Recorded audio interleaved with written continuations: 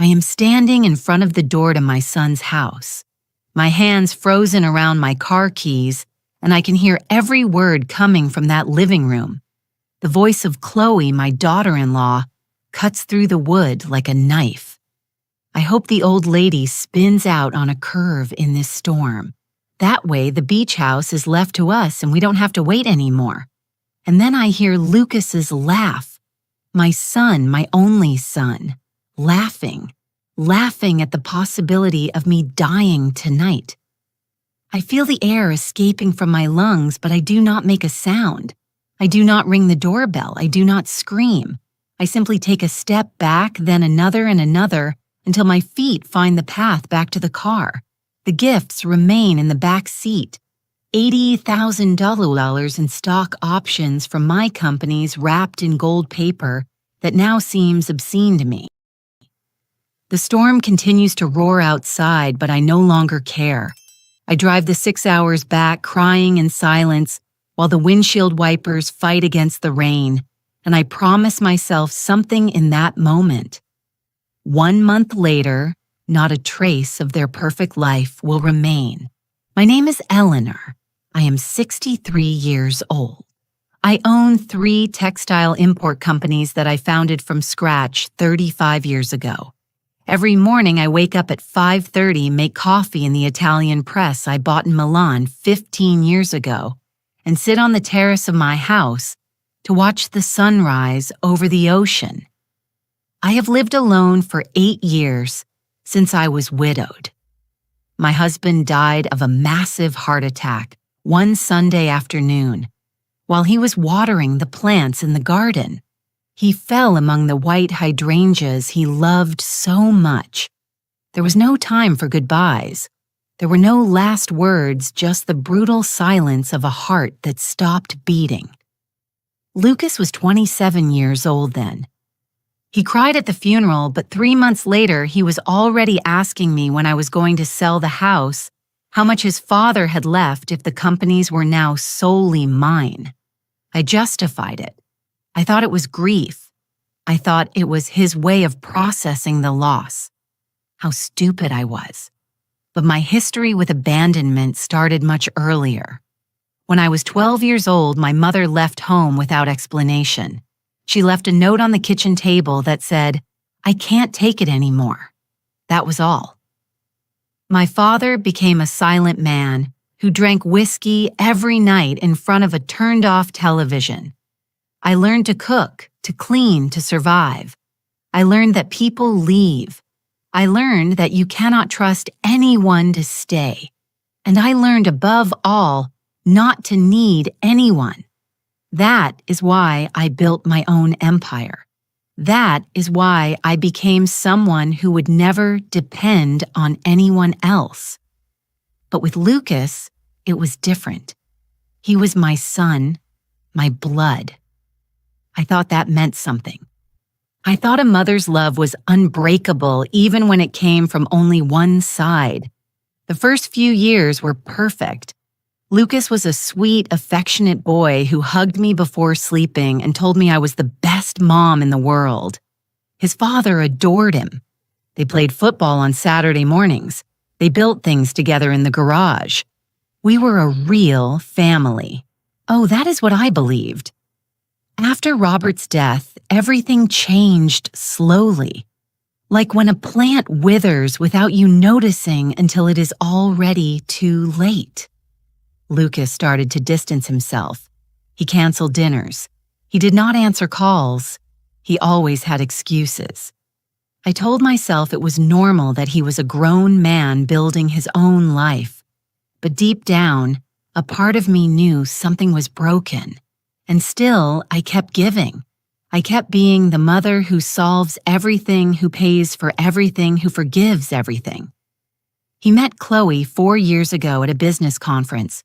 She worked in the hotel's events department. She was pretty self-assured with that smile that seems genuine until you learn to see what is behind it. The first time I saw her, something in my stomach twisted an intuition, but I ignored it. Lucas seemed happy. He seemed in love, and I just wanted to see him happy. At the introductory dinner, Chloe asked me about my companies with an interest that seemed flattering to me. She wanted to know how I had started, how many employees I had, if I owned properties. I answered with pride, believing I finally had a daughter-in-law who valued hard work. How naive, how terribly naive. The wedding was intimate. At the beach house I own on the coast, Chloe insisted it be there. She said it was the most beautiful place she had seen in her life, that she dreamed of getting married in front of the ocean. I paid for everything. Of course, the catering, the flowers, the photographer, the music. $22,000 in total. Lucas did not even thank me. Chloe did. But now I remember how her eyes scanned every corner of that house, as if she were calculating its value. After the wedding, the frequent visits began always with some excuse. They wanted to spend the weekend. They needed to rest from the stress of the city. They missed the sound of the waves. I felt happy to have them close. I prepared their favorite meals, washed their sheets, made sure they had everything they needed. I became the hostess of my own home, and they became the permanent guests who never quite left. Then the favors started, small ones at first. Chloe asked me to lend her money for a digital marketing course, $3,000 that she never paid back. Lucas needed help with the down payment on a new car because his had broken down. $8,000 that he would pay me back as soon as he closed a deal. The deal never closed. Then it was the apartment. They lived in a modest place downtown, but Chloe complained constantly about the noise, the neighbors, that there wasn't enough space. One day, during a meal at my house, she dropped the comment casually, "Eleanor, I saw a beautiful apartment in the residential district. It is perfect for us, but the rent is a little high, $15,000 a year. If only we could afford it." She looked at me with those abandoned puppy eyes, and I, like the fool, I was said yes, that I would pay the rent for the first year just to help them get settled.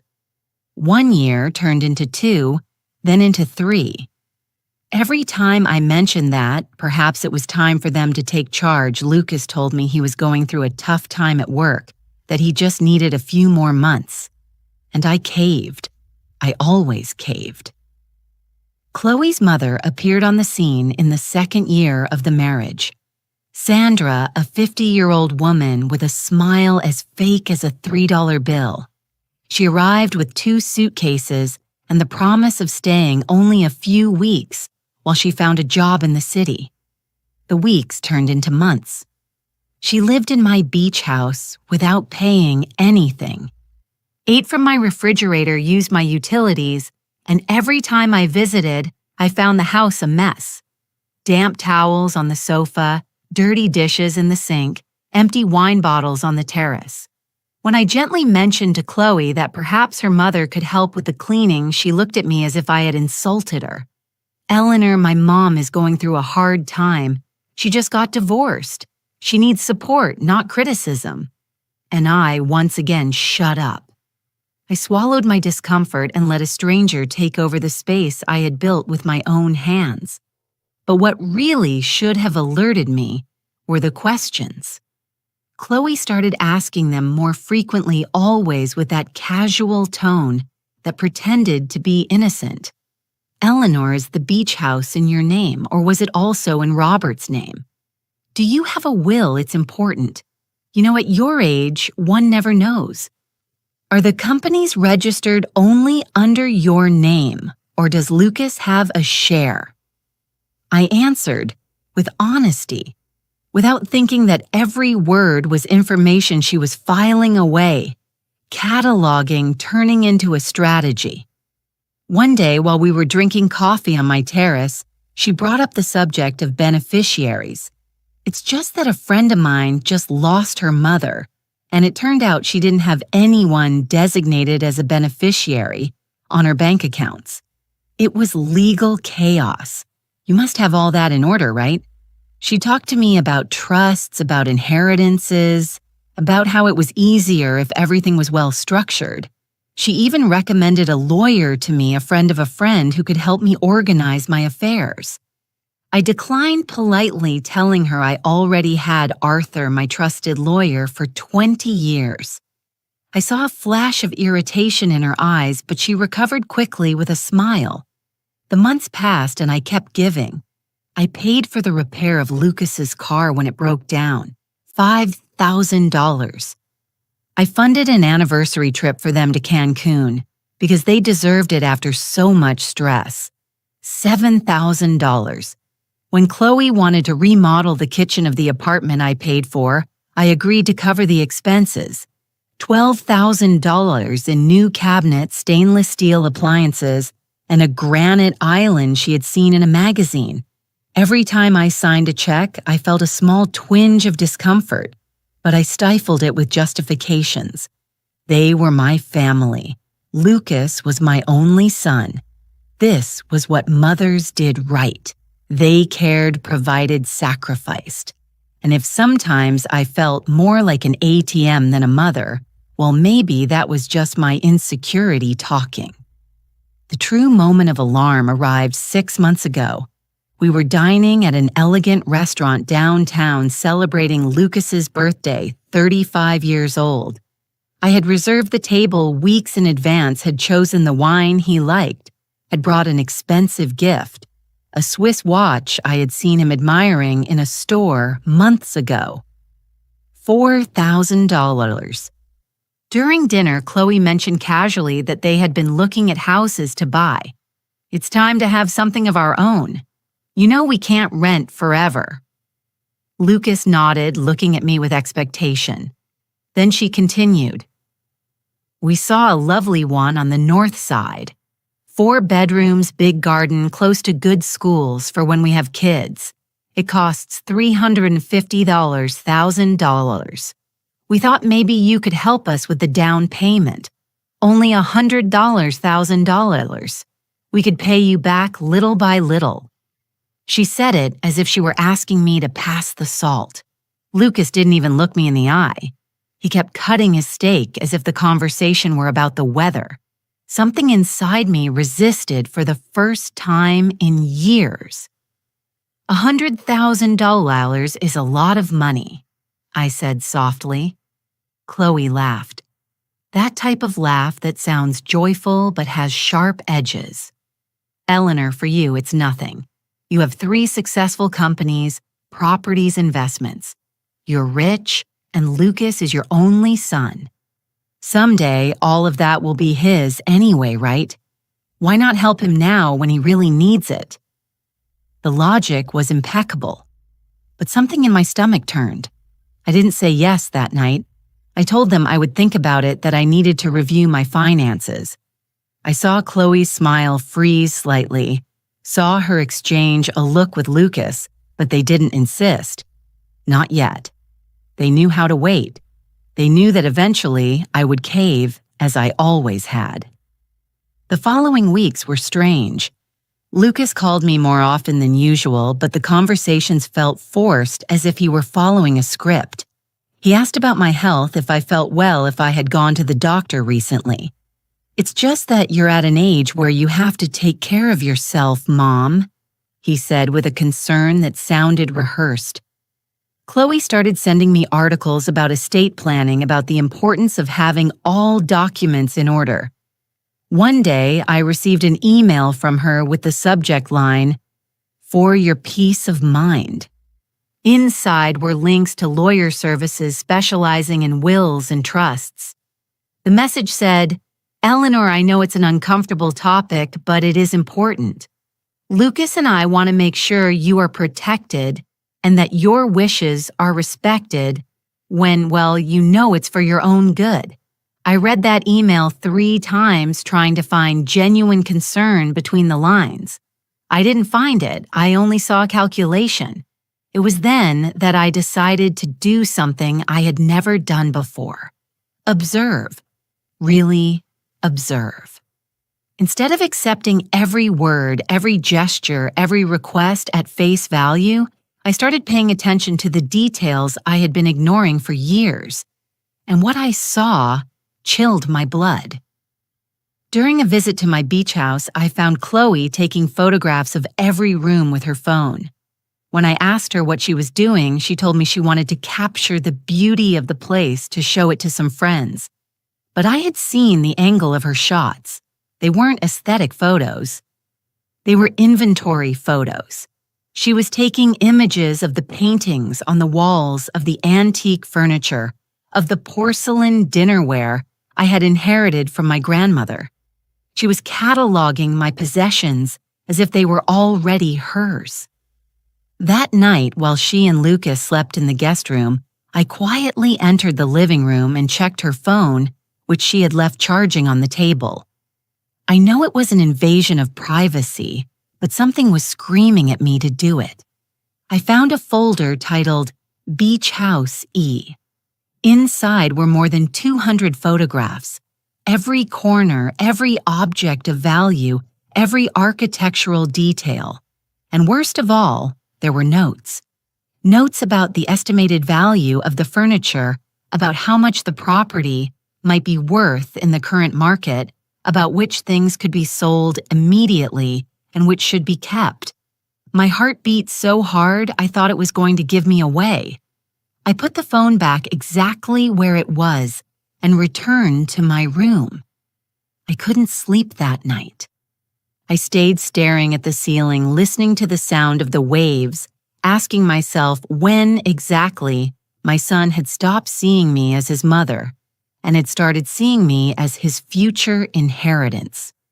I remembered every birthday, every Christmas, every hug that now felt contaminated with a hidden agenda. How many of his smiles had been genuine? How many times had he told me, "I love you," while mentally calculating how much longer he would have to wait? Nausea rose up my throat. I got up, went to the bathroom, and threw up. When I looked in the mirror, I saw a 63-year-old woman who had been so stupid, so desperately in need of love, that she had allowed herself to be used as a walking bank. But I said nothing. Not yet. A part of me wanted to be wrong. I wanted to believe there was an innocent explanation that my paranoia was playing a dirty trick on me. So I went on with my life. But now, with my eyes wide open and the signs kept appearing one after another like pieces of a macabre puzzle. Lucas mentioned casually during a phone call that he had been researching estate taxes. It's brutal, Mom. They take almost half of everything if you don't structure it well. You should talk to a specialist. Chloe started asking me about my life insurance policies. Do you have insurance? How much it's important to know Eleanor just in case something happens to you. We need to know what steps to follow. Every question was a small stab, a reminder that to them, I was worth more dead than alive. One Sunday afternoon while we were eating at my house, Sandra, Chloe's mother, who was still living rentrée on my beach property, made a comment that left me paralyzed. We were talking about an acquaintance who had recently passed away, and she said, "Poor woman. But at least her children were left well off. She left them 2 houses and a good amount of money. That really is being a good mother, making sure your children don't suffer after you're gone." She looked directly at me while she said it with a smile that pretended to be warm but that I could now see for what it really was, a veiled pressure. Lucas nodded enthusiastically. It's true. It's the most important thing.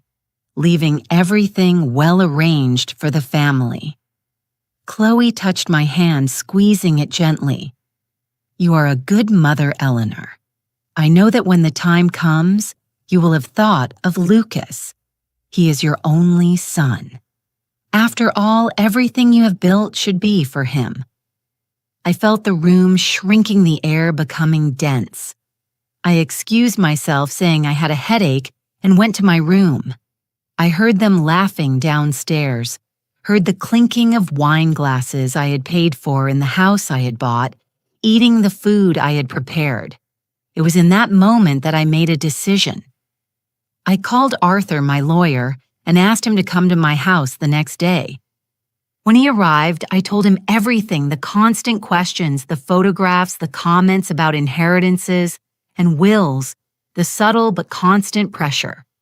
Arthur listened to me with a serious expression, taking occasional notes. When I finished, he took off his glasses and looked at me with a mixture of compassion and concern. Eleanor, what you are describing to me sounds like a very calculated strategy. I have seen cases like this before. People who get close to older individuals with resources earning their trust, making themselves indispensable while waiting for the opportune moment. I asked him what I should do for now. Nothing drastic, but we need to protect your assets. We are going to review your will. We are going to create legal structures that prevent anyone from manipulating or pressuring you. And above all, do not sign anything. Do not make promises. Do not transfer properties without consulting me first. I nodded, feeling for the first time in months that I was regaining some control. Weeks passed and I continued acting normally, but every interaction with Lucas and Chloe was now an acting exercise. I smiled when they smiled. I nodded when they talked about their future plans. I avoided any conversation about money or properties, but inside, something had broken irreparably. I looked at my son, and I no longer saw the boy I had raised, the young man I had hugged when his father died.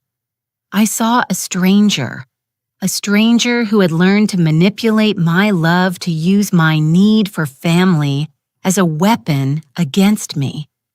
And it hurt. It hurt more than anything I had felt before, more than my husband's death, more than my mother's abandonment, because this was a chosen, calculated betrayal sustained over years.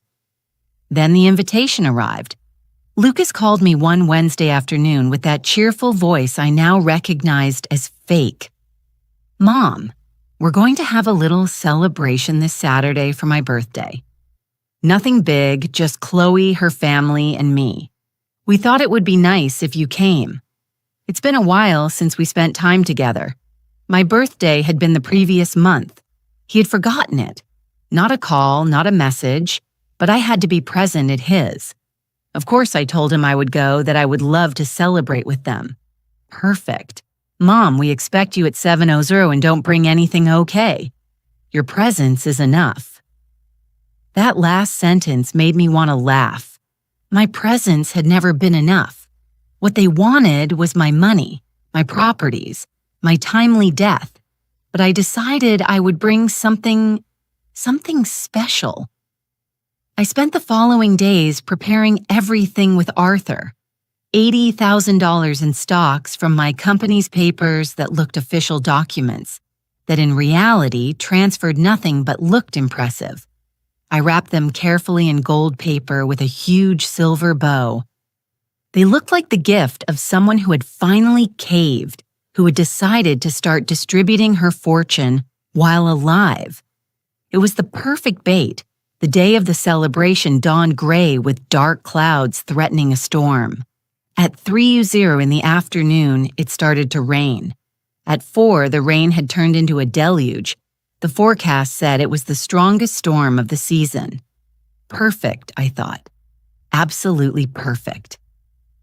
I dressed with care, chose a cream-colored sweater and dark trousers, pulled back my hair.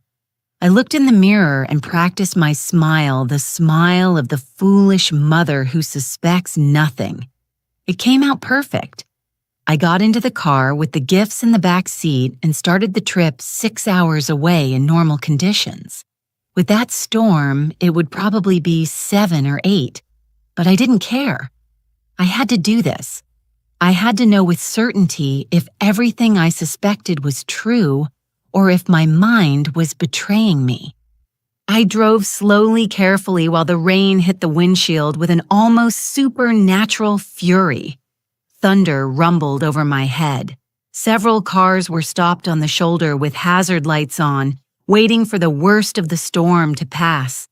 But I kept going, mile after mile, hour after hour, with my hands gripping the steering wheel and my heart beating in my ears. I arrived at 9 at night, 2 hours late. The storm hadn't let up a bit. The streets were flooded. The trees were bending dangerously with the wind, and I was soaked just from the walk between the parking lot and the building entrance. I climbed the stairs to the 3rd floor where they lived, carrying the wrapped gifts that now weighed like stones in my arms. Every step brought me closer to a truth that part of me still didn't want to face. When I arrived in front of their door, I heard voices inside. Laughter, soft music in the background. I raised my hand to ring the doorbell, but something stopped me. The door was ajar, barely a few inches, as if someone had gone out to take out the trash and had forgotten to close it properly. And through that narrow crack, I heard Chloe's voice with a clarity that froze me to the bone. Seriously, I hope the old lady spins out on a curve in this storm. It would be the best thing that could happen to us. There was a brief silence, and then another voice. Sandra's, her mother. Chloe don't say those things, but she said it laughing without a hint of real reproach. Then I heard Lucas, "My son, my only son, Mom is right, babe. You can't say that." And for a second, a very brief second, my heart wanted to believe he was defending me. But then he continued, "You have to be more discreet, but yeah, it would be convenient. That way the beach house is left to us without having to wait who knows how many more years. The old lady is healthy. She could live another 20 years, and I don't plan to wait until I'm 50 to start enjoying what belongs to me." Laughter. Genuine, joyful, conspiratorial laughter. As if they had just shared a private joke, Chloe continued, and her voice had that conspiratorial tone people use when they think no one else is listening. "Yesterday, I was calculating. Just the beach house is worth like 200,000. The 3 companies, if we sell them well, can give us another 3 million easily. The investment properties, she has another 800,000. We are talking about more than 5 million, Lucas 5 million, and she has them there hoarded away being a cheapskate who makes us beg for every dollar." I heard the sound of a glass clinking against another. "A toast to the inheritance that is coming," said Sandra, "to Eleanor and her posthumous generosity."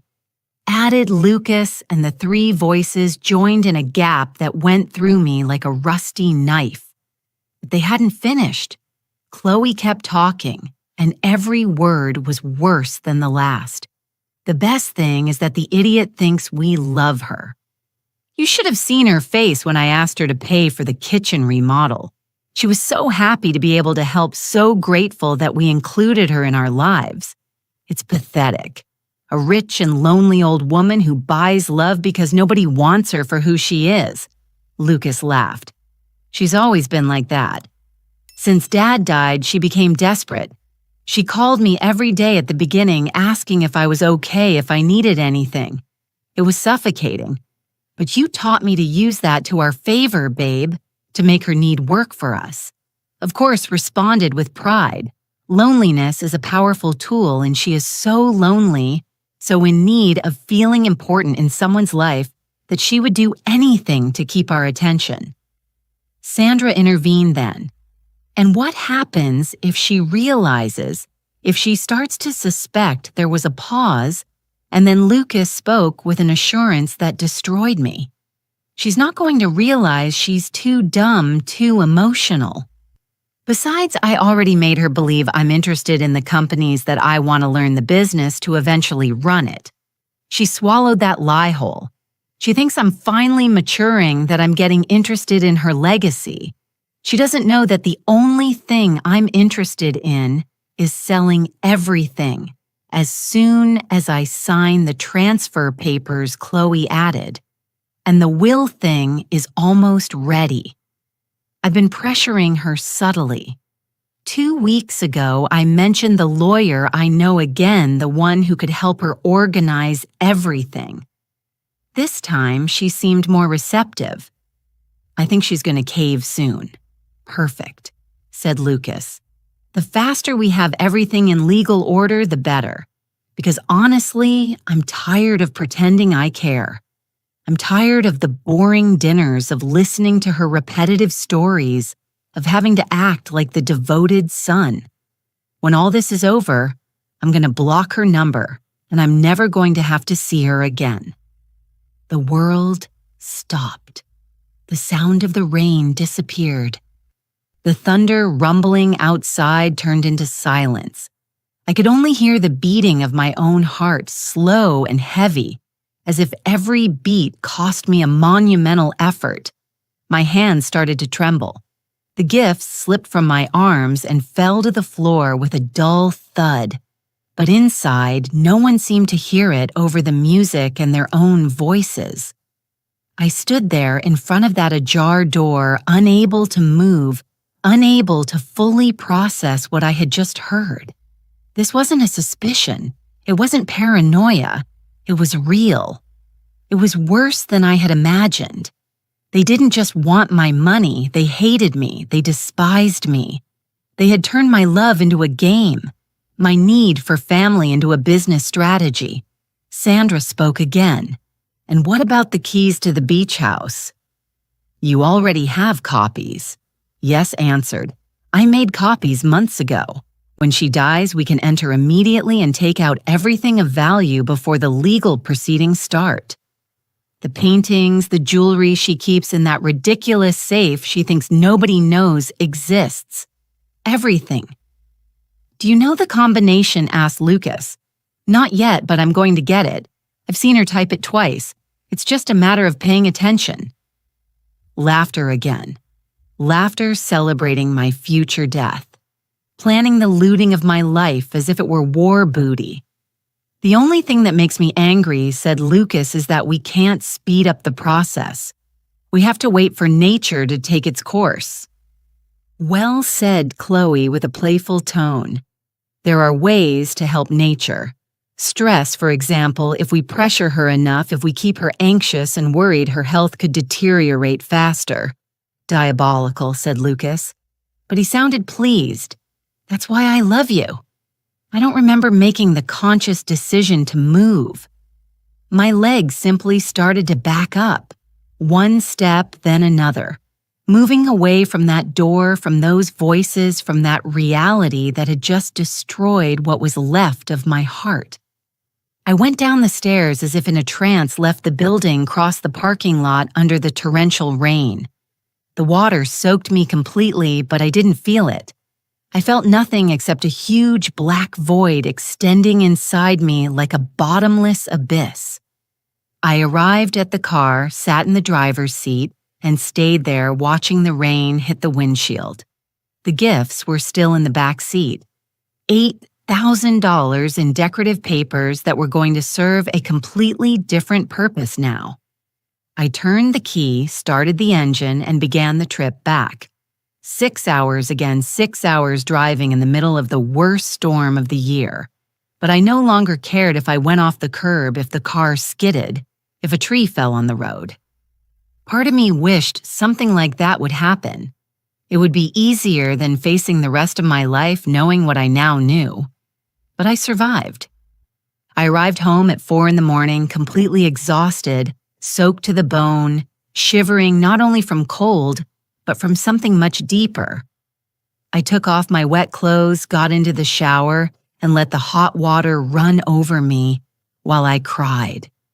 I cried for the son I had lost, or perhaps for the son I had never really had.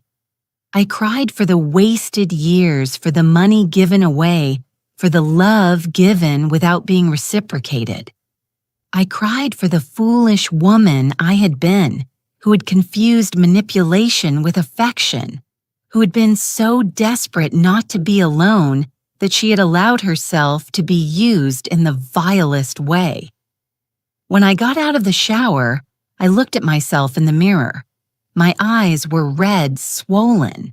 I was 63 years old and I looked 80. But there was something different in my gaze, something hard, something cold, something that hadn't been there before. I dried my hair, put on my pajamas, and instead of going to sleep, I went down to my office. It was 5 in the morning on a Sunday. But sleep was the last thing on my mind. I turned on the computer and started doing something I should have done years ago, reviewing every transaction, every payment, every gift, every loan I had given to Lucas and Chloe since they met. I opened spreadsheets, reviewed bank statements, searched for receipts, and with every number I added, with every amount I recorded, I felt rage replacing the pain. $45,000 in rent paid over 3 years, $8,000 for the car, $12,000 for the kitchen, $22,000 for the wedding, $3,000 for Chloe's course, $7,000 for the Cancun trip, $5,000 in car repairs, $4,000 for the watch, $3,500 in dinners and minor gifts, $1,200 in utilities for the beach house that Sandra consumed, another $15,000 in small loans that were never paid back. In total, $127,500 in 4 years, more than $30,000 a year. And that without counting the value of the use of my property, maintenance expenses, utilities, food. If I added everything, I had easily spent more than $150,000 on them. I printed every document, every record, every proof. I organized them in a thick manila folder that I placed in the center of my desk. Then I opened my personal notebook, the one where I write my important thoughts, and started making a list. Not an emotional list, not a venting of hurt feelings, a practical, cold, strategic list. A list of every single thing I needed to cancel, every tie I needed to cut, every door I needed to close. I wrote with clear and firm handwriting, without any doubt, without any tremor in my hand. Number 1, cancel apartment rent payment effective immediately. Number 2, remove Lucas as beneficiary from my bank accounts and insurance policies. Number 3, remove Lucas from any position in my companies, including the consulting position I had given him 6 months ago. Number 4, change all the locks on the beach house. Number 5, evict Sandra from my property via legal notice. Number 6, cancel all additional credit cards I had given to Lucas. Number 7, transfer the beach house to an irrevocable trust that not even I could undo. Number 8, modify my will removing Lucas as principal heir and distributing my assets in a way that left him with the legal minimum. The list kept growing. Every point was a concrete, measurable, irreversible action. There was no room for emotion. There was no room for regret. This was a surgical procedure. I was cutting the cancer out of my life with clinical precision. When I finished, it was 7:00 in the morning. I made coffee, sat on the terrace despite the chill the storm had left, and waited for it to be 8:00 to call Arthur. I knew he checked emails on Sunday mornings. I sent him a message. Emergency. Need to see you today. Urgent, he replied in 10 minutes. I'm coming over at 10. Those 2 hours of waiting were the longest of my life. I reviewed my list again and again, verifying that nothing was missing, that I hadn't left any door open through which they could continue entering my life. My phone rang 3 times. All 3 times it was Lucas. I didn't answer. He left voicemails. I listened to them on speakerphone with a cup of coffee in my hand, studying every word like a scientist studies a specimen. Mom, where are you? We expected you last night. Chloe made your favorite dessert. We're calling your house and you're not answering. We're worried. The lie was so obvious now that it made me want to laugh. The second message, half an hour later. Mom, seriously, pick up. We're worried you might have driven in that storm. Please tell us you're okay. The third one, an hour later, and now there was a note of irritation in his voice. Mom, this isn't funny anymore. Answer the phone. I don't know what game you're playing, but I need to know you're okay. Game. What an interesting word. For 4 years they had played with me, and I didn't even know we were playing. Now I had finally learned the rules, and I was about to flip the board completely. Arthur arrived promptly at 10:00.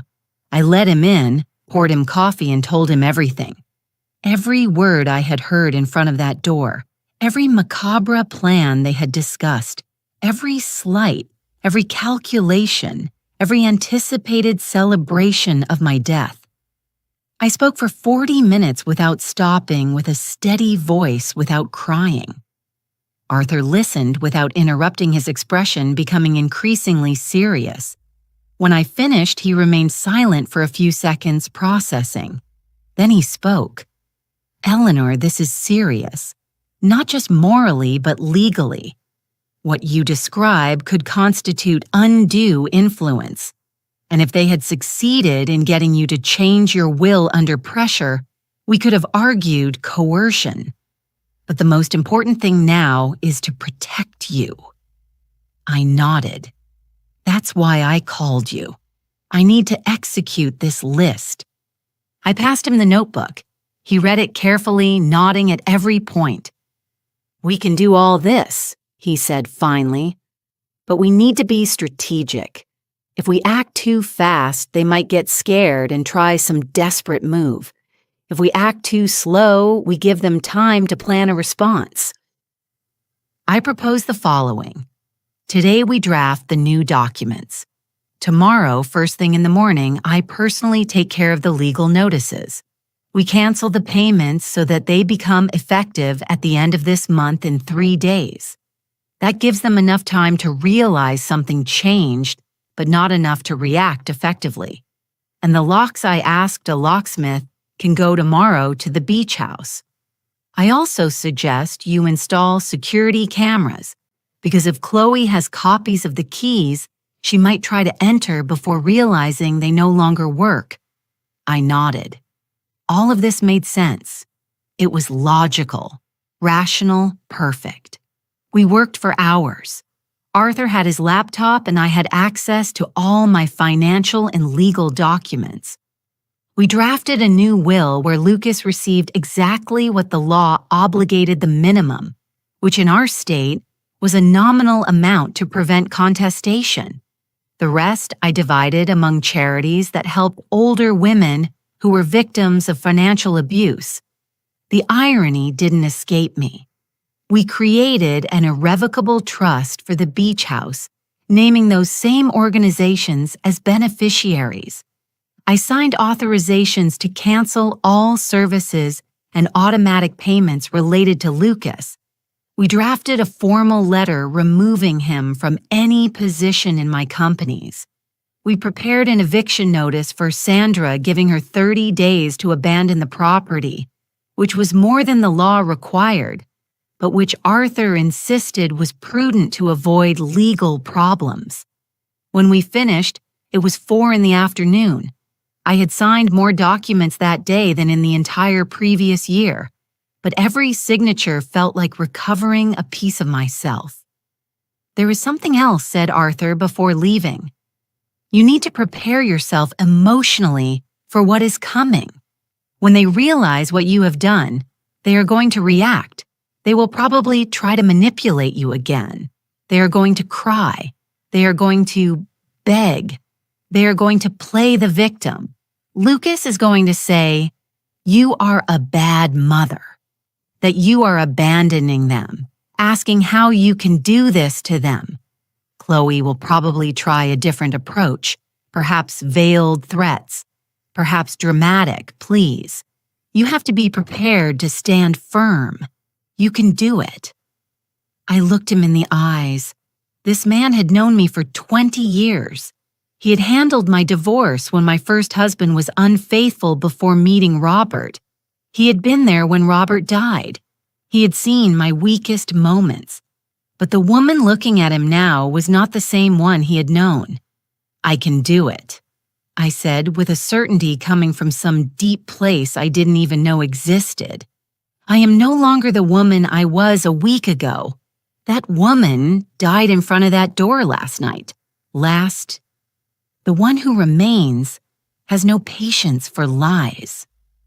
Arthur left and I stayed alone in my house surrounded by silence. My phone had rung 20 more times during the day. Lucas, Chloe, even Sandra. I hadn't answered a single call. The voicemails had evolved from feigned worry to barely disguised irritation. The last one from Chloe said, "Eleanor, I don't know what's wrong with you, but this is ridiculous. Lucas is very upset. You canceled on his birthday without even notifying us. The least you can do is give an explanation." The least I can do.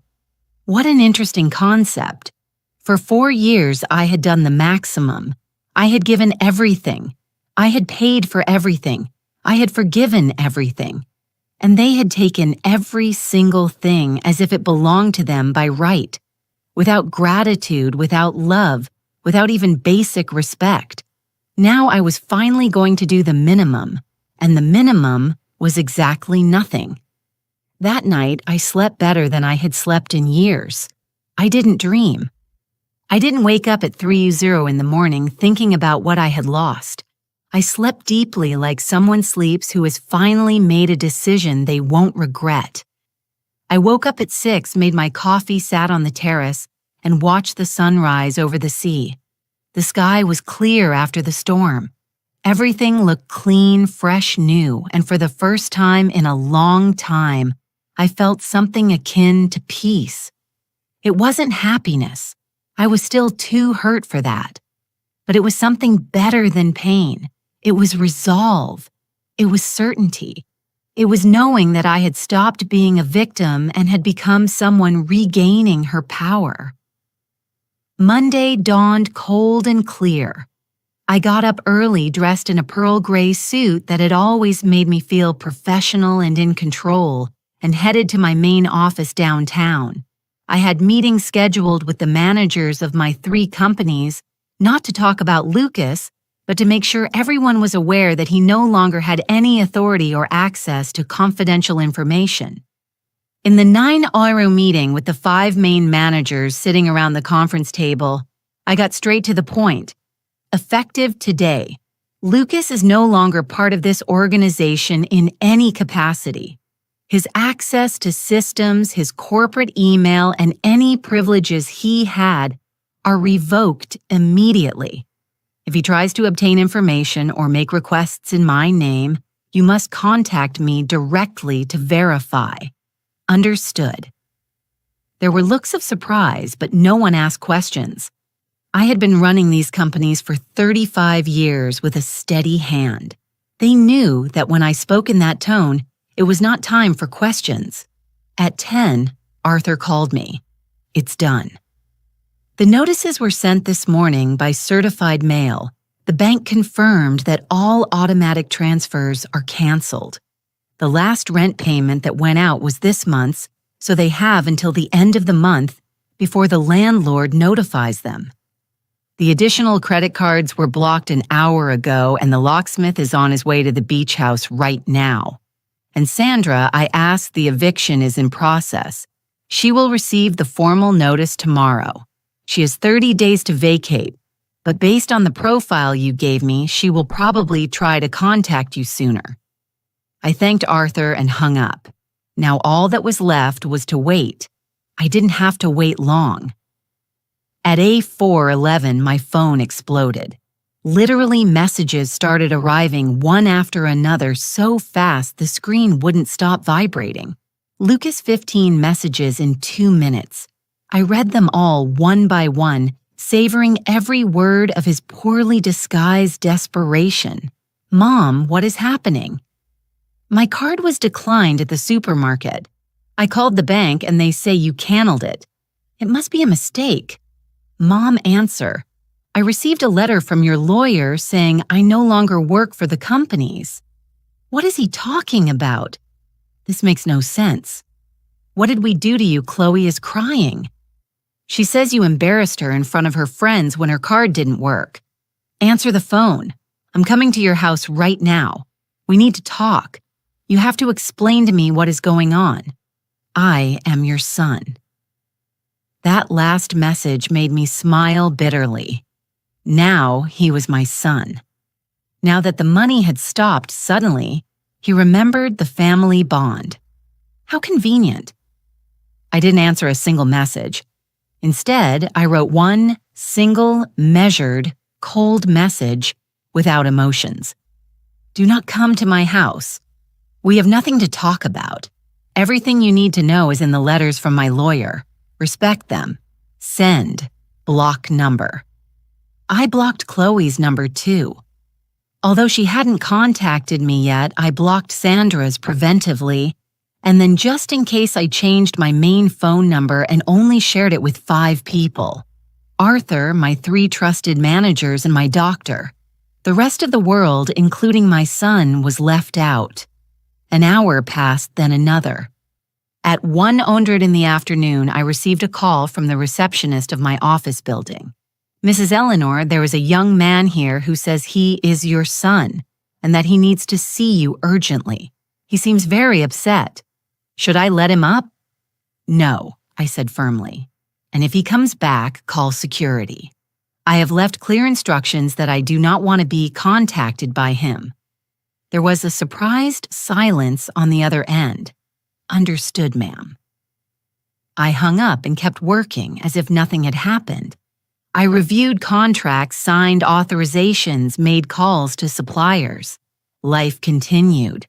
The world kept turning, and it turns out I could function perfectly without having to be the personal bank of an ungrateful son. At 3:00 in the afternoon, when I left my last meeting of the day, I found Lucas waiting for me in the company parking lot. He had managed to enter, somehow probably convincing some employee who didn't know about the new instructions. He was standing next to my car with his arms crossed and an expression that oscillated between fury and something that could have been mistaken for anguish if I didn't know the truth. "Mom," he said. When he saw me approaching, "We need to talk. You can't just ignore me." I stopped 10 FT away from him, keeping my distance, clutching my purse firmly. "I have nothing to talk about with you, Lucas. Why are you doing this? What did we do wrong?" His voice sounded genuinely confused, as if he really had no idea. He was a much better actor than I thought, or he had really convinced himself of his own lie. "Saturday," I said in a calm voice. "I drove 6 hours in the worst storm of the year to go to your birthday. I arrived at your door at 9 at night, soaked, carrying gifts worth $80,000. I was going to ring the doorbell. I saw his face starting to change the color, draining slowly, but the door was ajar. I continued, and I heard everything, every word, every laugh, every plan, every celebration of my future death. I heard your wife wish I would go off a curve, and I heard you laugh with her. Talk about how much my beach house is worth, about how you can't wait for me to die to sell my companies and block my number to never have to see me again." The silence that followed was absolute. Lucas opened his mouth closed. It opened it again. No words came out. His face went from shock to something that could have been shame if he were capable of feeling it. "Mom, we were joking." His voice sounded weak, unconvincing, even to himself. "No," I said firmly. "You weren't joking. You had precise calculations. 200,000 for the beach house, 3 million for the companies, 800,000 in other properties, 5 million in total. Those are not numbers you invent for a joke.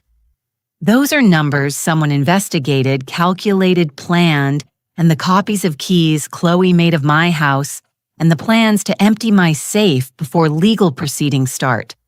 All that requires premeditation, not humor." I saw him trying to find another excuse, another lie, another angle, but there was none. I had caught him completely. "Mom, maybe you misunderstood." I misunderstood nothing. I interrupted him. "I stood in front of your door for 10 minutes. I heard everything with absolute clarity. And then I left in silence, drove 6 hours back, and made decisions that are final and irreversible. You can't do this, he said, and now fury was starting to replace the fake contrition. I am your son. You have obligations to me. My obligations to you ended when you turned 18, I replied calmly. Everything I have done since then has been of my own free will. And now that will has ended. You have a job. You have a wife. You have 2 hands and a functional brain. Survive with that. Like the rest of the world. You're going to leave us on the street, he said, raising his voice. The rent you pay is the only thing that allows us to live where we live. Then get a cheaper apartment, or get a better job, or tell your wife to work full-time instead of planning how to rob her mother-in-law. Your financial problems ceased to be my responsibility the moment you decided I was worth more dead than alive. The words came out cold hard without a shred of doubt, and with every word I watched him realize that something fundamental had changed, that the manipulable mother he knew no longer existed. And the beach house, he asked now with obvious desperation. You always said someday it would be mine. I lied, I said simply. Or rather, I changed my mind. The beach house is now in an irrevocable trust. Not even I can undo that. When I die, it will go to charities that help older women who are victims of financial abuse by their families. I thought it appropriate. I saw something break in his expression. It wasn't confusion or shame anymore. It was pure rage. You are a bitter old woman, he spat.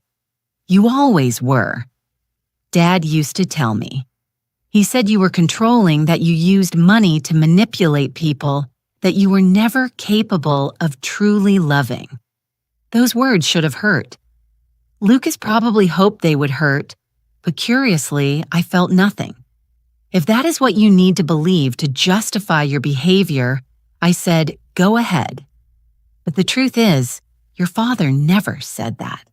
Your father loved me until his last breath, and I loved him, and I loved you more than you ever deserved. But that love ran out. It ran out in front of your door Saturday night. I walked around his car, unlocked mine with the remote, and got in. He banged on my window. We haven't finished talking, he shouted. I rolled down the window just a few inches. Yes, we have finished talking, relating everything. If you try to contact me again, if you show up at my house or my office, I will call the police. If you try to enter the beach house, it will be trespassing. Arthur has very clear instructions on how to proceed. I suggest you read the letters you received carefully. I rolled up the window, started the engine, and drove out of the parking lot, leaving him standing there, mouth open, finally understanding that this time I wasn't going to cave. I wasn't going to forgive. I wasn't going to rescue them. This time was different. This time was final. The following days were a strange mix of chaos and calm. Chaos in their lives, as Arthur informed me in our daily calls. Calm in mine, a calm I hadn't experienced in years. Tuesday morning, Arthur called to inform me that Chloe had tried to contact him directly, demanding a meeting to clear up this misunderstanding. He had politely said there was nothing to clear up, that all decisions were final, and that any future communication must be in writing. She had screamed something about suing for broken promises before hanging up. Let her try, I said calmly. There isn't a single signed document promising them anything. Everything was always in my name. It was always my decision, and I always had the legal right to change my mind. Arthur laughed softly. Exactly what I told her, but they will probably try something anyway. Desperation makes people make stupid decisions. Wednesday arrived with the notice from the landlord of the apartment where they lived. That month's rent had been the last one I paid, and now they had 15 days to pay the next one, or the eviction process would begin. I knew this because Sandra, in a desperate move, managed to get my new number through someone in my office who shouldn't have given it to her and was fired that same day. She left me a pleading voicemail. "Eleanor, please think about what you are doing. Chloe is devastated. Lucas can't sleep. They can't pay the rent without your help. They are going to lose the apartment. Is that what you want? To leave your own son on the street?" I deleted the message without finishing it. I changed my number again. This time, only Arthur had it, with instructions to filter any necessary communication. Thursday, I went by the beach house to supervise the installation of the security cameras. The locksmith had changed all the locks on Monday, and now a technician was installing a complete surveillance system with 8 cameras, covering every entrance and angle of the property. When I entered, I found evidence that Sandra had tried to use her keys the night before. There were scratch marks around the main lock where she had obviously tried to force entry upon discovering her copies no longer worked. The newly installed cameras would capture any future attempt. While the technician worked, I walked through the house, slowly seeing every room with new eyes. This house had been my refuge for years. I had bought it with the first big success of my businesses. I had chosen every piece of furniture, every painting, every detail, and they had seen it only as merchandise, as something to turn into money as quickly as possible after my death. I opened the safe that Chloe thought I didn't know she knew about. Inside were the jewels Robert had given me during our marriage, some important documents, and an amount of emergency cash. I took everything and moved it to a safety deposit box at the bank. I wasn't going to give them the satisfaction of finding anything of value when they finally accepted this property would never be theirs. Before leaving, I sat on the terrace facing the sea, the same place where I had married Robert, where we had celebrated so many family dinners, where Lucas had played as a child. The memories were bittersweet good moments that were now contaminated by the knowledge that everything had been an act on their part. I asked myself when exactly he had stopped loving me. Had it been gradual, or had there been a specific moment? Or maybe he had never really loved me and I had simply been too blind to see it. Friday arrived with a letter from a lawyer representing Lucas and Chloe. It was exactly what Arthur had predicted, a lawsuit for breach of promise of inheritance and maliciously created economic dependency. They argued that for 4 years I had created a situation of financial dependence, that I had verbally promised they would be my main heirs, and that withdrawing that support suddenly constituted cruelty and possibly even reverse elder abuse, where the older person uses economic power to control and punish. I read the entire lawsuit with Arthur present. When I finished, I looked at him. "Does it have any chance of succeeding?" He shook his head. "0. First, there is no document supporting their claims of promises. Second, you are 63 and in full possession of your mental faculties. Will 3 doctors testify if necessary? Third, you have documented proof of every voluntary payment you made, which demonstrates there was never a legal obligation. And fourth, although we won't use it unless absolutely necessary, we have your testimony of what you heard in front of their door, which establishes legitimate cause to cut ties. How long will it take to resolve, I asked. Probably 6 months until a judge dismisses it. But just filing it already costs them money they apparently don't have. The lawyer representing them is third rate. Probably charged them little because he knows there is no case, but wants the billable hours. It's more theater than real threat." I nodded. "Then let it run its course. I am not going to reach any settlement. I am not going to negotiate. I am not going to yield an inch." "Understood," said Arthur. and I perceived something akin to admiration in his voice. I think he had never seen me like this, so absolutely inflexible. The truth is, I hadn't seen myself like this either.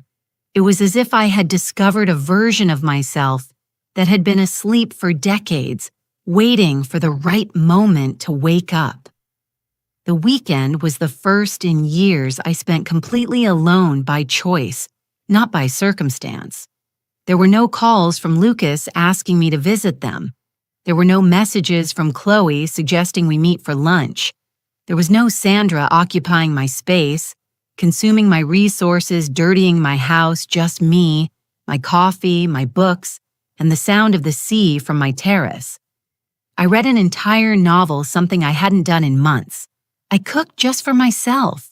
Small portions of food I actually wanted to eat, not the elaborate meals I used to prepare when they came.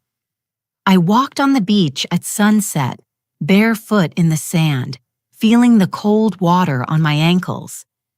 And for the first time in 4 years, I didn't feel lonely. I felt free. Monday of the following week, Arthur informed me that Lucas and Chloe had abandoned the apartment in the middle of Sunday night, leaving it in deplorable conditions. According to the landlord, they hadn't paid. The rent hadn't given notice. They had simply packed what they could and left. The landlord was furious and talking about suing for damages and unpaid rent. "It's not your problem," Arthur reminded me when he saw my expression. "They made that decision. They are adults facing the consequences of their actions." He was right.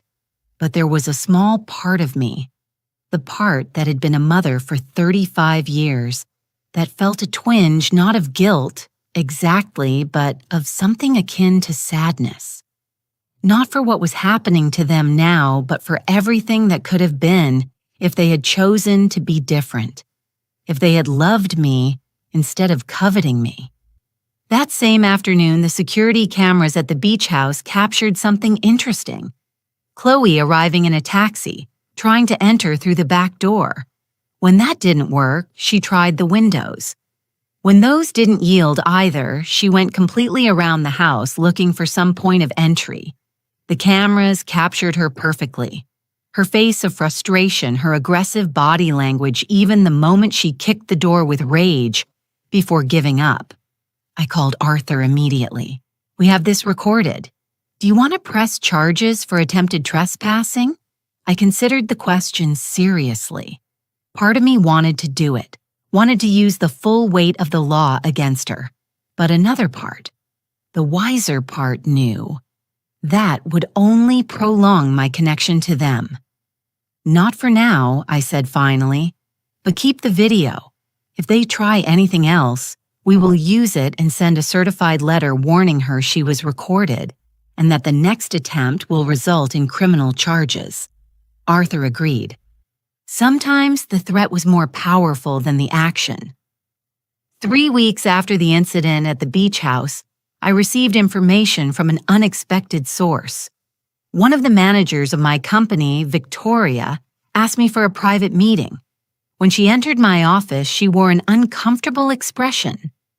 "Mrs. Eleanor, I'm not sure if I should tell you this, but I think you have a right to know." She sat in front of me and took a deep breath. "My cousin works at a hotel downtown. She says, your son and your daughter-in-law have been living there for 2 weeks. At first, they paid with a credit card, but that card was declined 3 days ago. Now they have a debt of $1,200, and the manager is about to kick them out. They are trying to get money, apparently talking to people, trying to get loans." I thanked Victoria for the information. I wasn't surprised. Without my financial support, without real income of their own, their fall had been rapid and predictable. Part of me wondered if I should feel something about it. But when I searched inside myself, I only found a void where maternal love had been. I felt no joy for their suffering, but I felt no compassion either. It was like observing strangers facing problems they had created themselves. 2 days later, the hotel manager contacted me directly.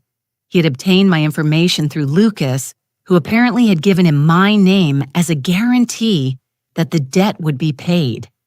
"Ma'am, your son assured me you would cover the expenses. He says there was a temporary family misunderstanding, but that you are a respectable businesswoman who honors her family's obligations." The audacity left me speechless for a moment. Even now, even after everything he kept trying to use my name, my reputation, my money. "Sir," I said with a controlled voice, "my son is a 35-year-old adult. I have no legal obligation to his debts. He did not have my permission to use my name as a guarantee, and I will not pay a single penny of what he owes. I suggest you proceed with whatever legal actions you consider appropriate against him, not against me." There was a surprised silence on the other end. "I understand," he said finally. "Sorry to have bothered you." I hung up and immediately called Arthur to inform him. "I'm going to send a letter to that hotel and any other institution we can identify, making it absolutely clear you are not responsible for Lucas's debts. We are also going to consider actions for fraudulent use of your name." The situation worsened for them quickly. The hotel kicked them out that same night. According to Victoria, whose cousin kept informing her, they had to call Sandra to pick them up. Now the three were living in the 2-bedroom apartment of a friend of Chloe's, sleeping in sleeping bags in the living room. The lawsuit they had filed against me was dismissed at the preliminary hearing exactly as Arthur had predicted. The judge had been clear. A child has no automatic right to their parents' wealth, and voluntary financial support can be withdrawn at any time for any reason. It was a complete victory. But the victory in court didn't stop their attempts to contact me. They changed strategy. Instead of lawsuits and demands, they started with pleas. Handwritten letters arrived at my office, somehow dodging my new filter system. The first was from Lucas, 3 pages of tight handwriting. "Mom, I know I made mistakes. Chloe and I said terrible things that night. Things we didn't really mean. We were drunk, stressed, saying nonsense without thinking. We never wanted you to die. We never planned anything real. It was just stupid words. The kind of dark things people say sometimes without really meaning it. Please, you have to believe I love you. You are my mother. You can't abandon me like this. I need your help. I need your forgiveness. I need us to be a family again." I read the letter. Once then, I tore it into small pieces and threw it in the trash. There wasn't a single word of real responsibility. There was no genuine understanding of what they had done, only justifications, minimizations, and more manipulation. The next letter was from Chloe. "Surprisingly dear Elelinar, I know I have no right to ask you for anything after everything, but I write not for me, but for Lucas. He is destroyed. He doesn't eat, barely sleeps, cries every night. The relationship with his mother was the most important thing to him, and losing it is killing him. I know I am to blame for all this. I was the one who said those horrible things. I was the one who influenced him badly. Lucas is innocent. He truly loves you. If you need to blame someone, blame me. But please don't punish your son for my mistakes. It was clever. I had to admit it." She knew exactly which buttons to try to push. The letter of the unrepentant daughter-in-law offering herself as a scapegoat, appealing to my maternal love. But I remembered Lucas's words perfectly, his comments about blocking my number, his cold calculations about how much my properties were worth. He was not an innocent victim. He was an enthusiastic participant. This letter also ended up in the trash. A month passed, then another. Spring gave way to summer. I went on with my life, focusing on my companies, on my health, on rediscovering who I was, without the weight of being the exploited mother. I started taking pottery classes on Tuesday afternoons, something I had always wanted to do, but never had time for. I hired a personal trainer and started exercising regularly. I renewed my wardrobe, getting rid of all the clothes I had bought, thinking about what Lucas would like, what would impress Chloe. I bought clothes that I liked, vibrant colors I had never dared to wear. I cut my hair in a more modern, bolder style. When I looked in the mirror now, I saw someone different, someone stronger, someone who finally belonged to herself. One Tuesday in July, while working on a ceramic vase in my class, my phone rang. It was Victoria. "Mrs. Eleanor, I thought you would want to know. My cousin told me, your son and daughter-in-law are getting divorced. Apparently, they have been fighting constantly since they lost the apartment. Chloe blames him for losing access to your money. He blames her for saying the things you heard. The situation is quite ugly." I thanked her for the information and hung up. I felt something finally. It wasn't satisfaction exactly, although there was an element of that. It was more a sense of closure. The house of cards had collapsed completely. Without my money sustaining them, without the common goal of waiting for my inheritance, there was nothing real keeping them together. Their relationship had been a business partnership disguised as a marriage. And when the business failed, the partnership dissolved. 2 weeks later, I was dining alone at an elegant restaurant on the waterfront, enjoying lobster and white wine, when I saw Sandra walk in. She was with an older man, well-dressed, laughing at something he was saying with that same fake laugh she had used with me so many times. I observed her discreetly for a few minutes. She was executing exactly the same pattern. The charming woman in distress looking for someone with resources who could rescue her. The man seemed completely captivated. I wondered if I should warn him, but I decided no.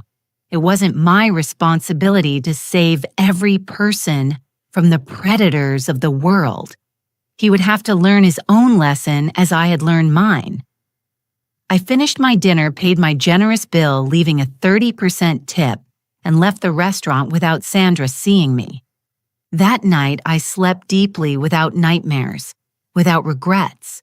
In August, I received one last communication, a certified letter, this time from Lucas alone, without Chloe's participation.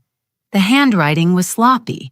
The words smeared as if he had cried while writing. "Mom, this is my last attempt. Chloe left me. I lost my job because I couldn't focus. I'm living in an apartment shared with 3 strangers sleeping on a mattress on the floor. I have nothing, and I know it's all my fault. I'm not going to lie anymore. I'm not going to justify. I did terrible things. I said unforgivable things. I thought things no son should think about his mother, and now I'm paying for everything. I'm not writing to ask you for money. I know you will never give me anything again, and I understand. I'm just writing to tell you I'm sorry. I truly am sorry. And to tell you I finally understand what I lost. I didn't lose your money. I lost my mother, and that is worth more than any inheritance, But I understood too late. The letter ended there without asking for anything, without suggesting reconciliation, just a naked and raw apology. I read it 3 times. I searched inside myself for some reaction, some impulse to forgive, to rescue, to go back to being the mother I'd always been. But I found nothing of that. What I found was something different. Acceptance. Acceptance that some things once broken cannot be repaired. That some betrayals are too deep to forgive, and that it is okay to let go even when it comes to your own son. I folded the letter carefully and kept it in a drawer of my desk. I didn't throw it away like the others, but I didn't answer it either. 6 months have passed. since that stormy night in front of Lucas's door. 6 months since I heard the words that shattered the illusion of family I had been holding on to for years. And in these 6 months, my life has changed in ways I never imagined possible. I haven't become happy in the romantic movie sense. I haven't found a new love, nor had a magical transformation, but I have found something better. I have found myself the woman who existed before becoming a mother, before defining herself through her relationship with a son who never valued her. I have reclaimed my space, my time, my money, and more importantly, my dignity. The beach house is just mine now. I changed the living room furniture. I painted the walls a soft coral color I always liked but never dared to use because Lucas said it was too flashy. I adopted a dog from a shelter, an 8-year-old golden retriever named Luna, who had been abandoned by her previous family. We understand each other perfectly, she and I. We both know what it is to be discarded by those who were supposed to love us. We walk on the beach every morning, and at night she lies at my feet while I read on the terrace. It is simple company without hidden agendas. She loves me because I feed her and treat her well, not because I have properties to inherit. My companies are thriving without the constant distraction of family dramas, without the interruptions of calls asking for money or help. I've been able to focus completely on work. I closed an important contract with a European retail chain that is going to triple our exports. I promoted 2 of my most talented employees to management positions, bright young women who remind me of the person I was at their age. I pay them well. I treat them with respect, and they respond with loyalty and exceptional work. It is a balanced relationship, mutually beneficial, something I never had with my son. Victoria told me a month ago she saw Lucas working as a waiter at a fast food restaurant. He was thinner, older, with deep dark circles. When she asked if I wanted her to find out more details, I told her, "No, I don't want to know. It's not cruelty. It's self-preservation. I have learned that you can love someone for years. You can give them everything you have, and still that person can choose to betray you in the vilest way. And when that happens, you have no obligation to stay involved in their life just because you share blood. Blood family is not automatically sacred. Respect, love, loyalty. Those things have to be earned and maintained. He lost that right." Chloe, I heard, moved to another city with a man she met online. Someone with money, obviously. Sandra disappeared from the radar completely, probably found her next victim. The lawsuit they attempted remained on their legal record, which will make it harder for them to find lawyers willing to help them if they try something similar with another person. There is a poetic justice in that. Consequences don't always arrive in the dramatic way we expect, but they arrive slowly, silently, but they arrive. I have thought a lot about what I did wrong as a mother. Did I spoil Lucas? Did I give him too much without teaching him the value of work? Was it my need for love that created a monster? Probably there is truth in all that. But I have also come to understand that at some point, children become adults responsible for their own decisions. Lucas chose to lie, manipulate, plan. Those were his choices, not mine. I cannot carry the guilt of his decisions forever. I did the best I could with the emotional tools I had.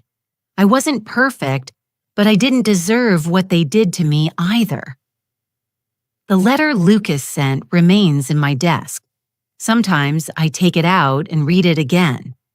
I look for some sign of genuine change, some indication that he finally understood, and maybe he understood. Maybe suffering transformed him into someone different, someone capable of real regret. But even if that is true, it doesn't change my decision. Forgiveness does not require reconciliation. I can let go of the hate without opening the door to him again. I can wish for him to find his way without being the one to guide him. That is the hardest lesson I have learned. That loving someone does not mean sacrificing yourself for them infinitely. That sometimes the bravest love is the one that sets boundaries and keeps them even when it hurts. I turned 64 last month. I celebrated with my employees, with Arthur and his wife, with some friends from the pottery club I've been getting to know. It was an intimate dinner, full of genuine laughter, interesting conversations, people who are in my life because they want to be, not because they need something from me. There were no extravagant gifts or grand gestures, just good food, good wine, and better company. And when I returned home that night with Luna waiting for me at the door, wagging her tail, I realized that for the first time in years, I felt complete. Not for what I had, but for what I had let go. The will remains as I drafted it with Arthur. Most of my estate will go to organizations that help older women, animal shelters, educational programs for young female entrepreneurs. Lucas will receive his nominal bequest, the bare minimum, to avoid a lawsuit and not a penny more. It is enough so he cannot claim he was disinherited unjustly, but it is not remotely close to what he would have had if things had been different. If he had been the son I thought he was, if he had loved me as I loved him. But it wasn't like that. And these are the consequences of his choices. Sometimes when I walk on the beach at sunset with Luna running ahead chasing seagulls, she's never going to catch. I think about the irony of it all. They wanted me to die so they could have my money, but by trying to speed up that process by revealing their true intentions, they lost everything long before my death. They destroyed themselves with their own greed. I didn't have to do much, really. I just had to stop holding them up, stop rescuing them, stop allowing them to use me. Gravity did the rest. Without my money as a cushion, without my connections as a safety net, they fell fast and hard. And although I don't rejoice in their suffering, I don't feel guilty about it either. They swede the wind and reaped the whirlwind.